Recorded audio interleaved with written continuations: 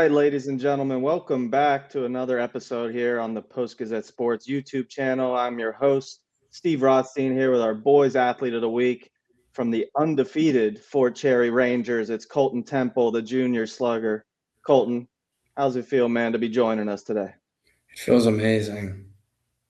All right, well, I appreciate you joining the call. I know you got a busy schedule and a lot of events to get to, so you got more games to get ready for this week, a big series coming up against California, of course. So, yeah, but first off, I mean, what's this season been like so far? These first 13 games, 13-0.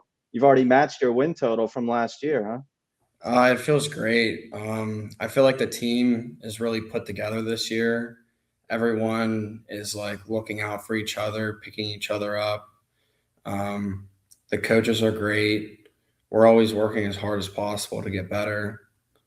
And I feel like this year, something we changed was we worked on the little things, knowing the situations and like the two strike approach. So we're not striking out as much. We went to a pitching coach, all of our pitchers.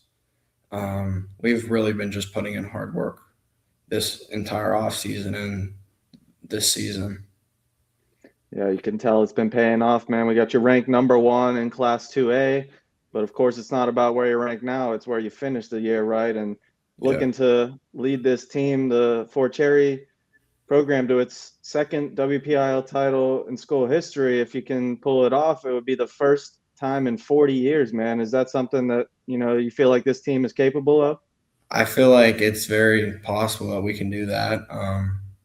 And our coach, he's coming up on 300 wins soon. We just found that out this past off season, so if we can get that done for him, that'll be great.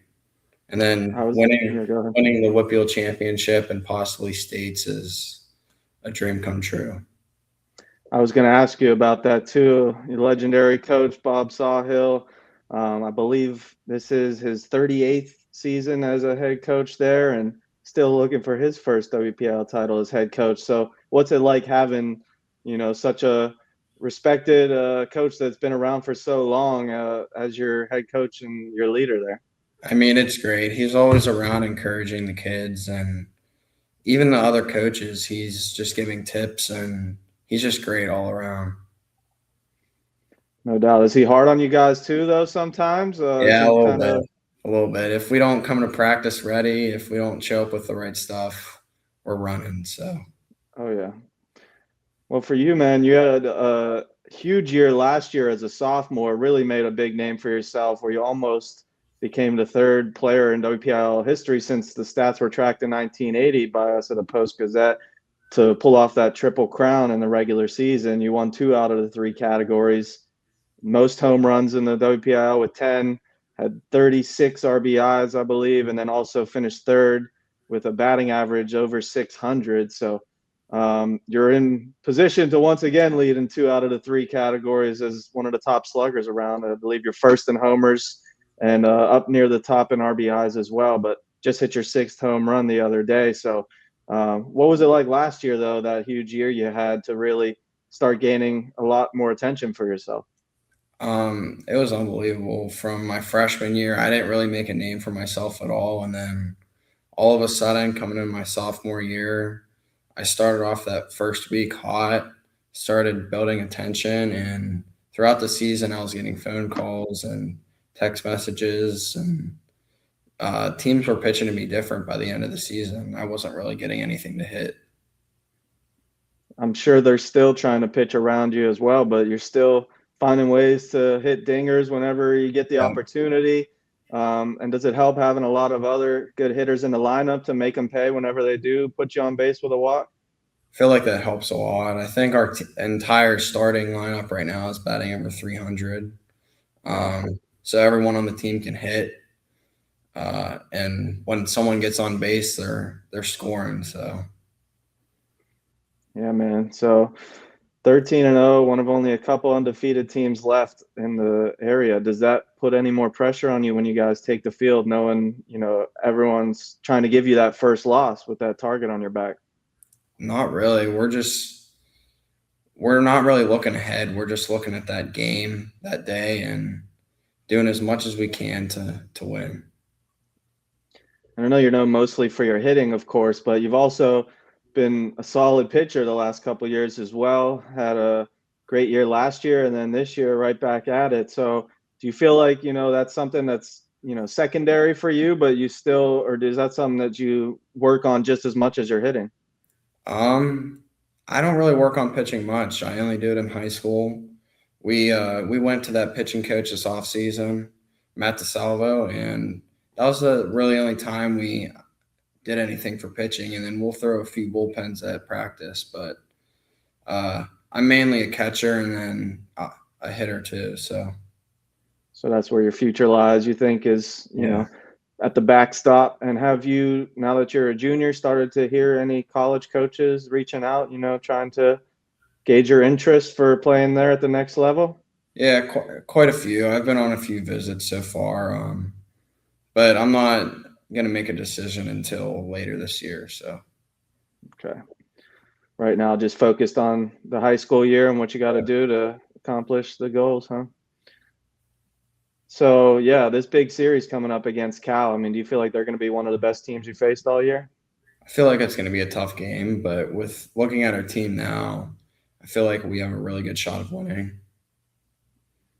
Definitely. So, what do you think off the field is which one of your biggest hobbies, what you like to do when you're not playing baseball? I was just fishing with a few of my buddies yesterday. I love fishing, and then also go into like sports card shows, collecting sports cards. I love doing that too. Okay. What's one of like the most valuable or rarest cards that you have right now? Oh, probably it's called a Downtown of Terry Bradshaw. It's a PSA 10. Wow. Or I have a Barry Sanders rookie card signed PSA 10 as well. Okay. So are you a big football guy as well? Not just baseball? Yeah. Okay. Were you following the NFL draft closely the last few days when it was in Pittsburgh? Did you go downtown or anything for that? Yeah, we To the went North Shore? me and my friends went down first round and got pretty Wow. good standing room and watched the draft, and it was great. It That was a fun. must have been quite the experience, huh? Yeah. Okay. And even, the last couple of days, were you following closely from home as well? Yeah, mainly just like the Steelers picks I was watching. I didn't Okay. really turn it on TV. I was just looking what the Steelers were doing. Well, what do you think of all their selections? How would you grade them out? Who would you say is like the best pick they made, and who was maybe the most questionable pick? I really like that Navy running back they Oh, selected. Heidenreich's the man. Yeah, I Um, followed him in college. I covered him a lot. Yeah, I or in high also like school. I mean, that the lineman they got from Iowa. yeah, Wow. Dunker. Yeah. Dunker would have fit in well with the Fort Cherry team, huh? Just going out fishing with you guys or something. I think. Yeah, I saw he won Yeah. like a hay bale tossing contest. So yeah, he's a outdoorsman just like you, I think. Hmm. But yeah, I think him and Heidenreich, they're going to be some good picks for the Steelers. So we'll see what happens. But you following the Pirate season as well pretty Yeah, closely? they're doing really good right now. Connor Griffin's finally starting getting to get hot. Getting So hot. Yeah. First home run. That probably takes a lot of the pressure off of him when he yeah. hit that. Yeah. And so, yeah, Pirates winning the first two games in Milwaukee. That's something that probably hasn't happened in a long time. So Not at all. see if they can get the sweep there today. Yeah. How about for you? Do you get a walk up song whenever you come up to the plate, like at home, or if not, what would No. it be? Oh, I honestly have no clue. It used to be Ven by Lyra Shack. It was like a Hispanic song, but Okay. I have no clue what my walk up song would be. Um, Speaking of like cool songs and walkouts, do you follow at all like Mason Miller, what he's doing with the Padres? He's yeah, from Bethel Park, his walk out he's song got the sounds. corn walkout. That's pretty intimidating for all the Yeah, hitters when they see him, I'm sure. Yeah, so it's cool to see the local guys really succeeding on the next level, isn't it? That could be you one day, don't you think? hopefully it's one of my dreams. So, Yeah.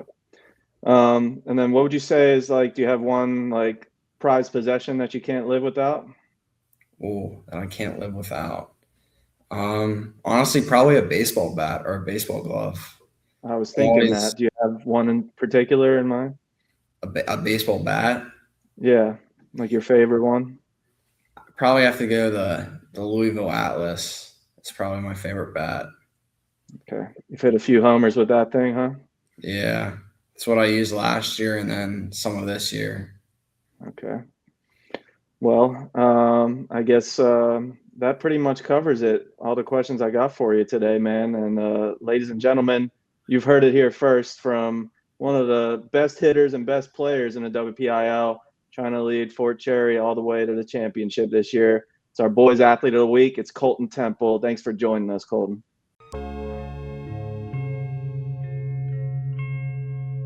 Thank you for checking out this content from Post-Gazette Sports. If you watch this video on YouTube, please like the video and subscribe to our channel.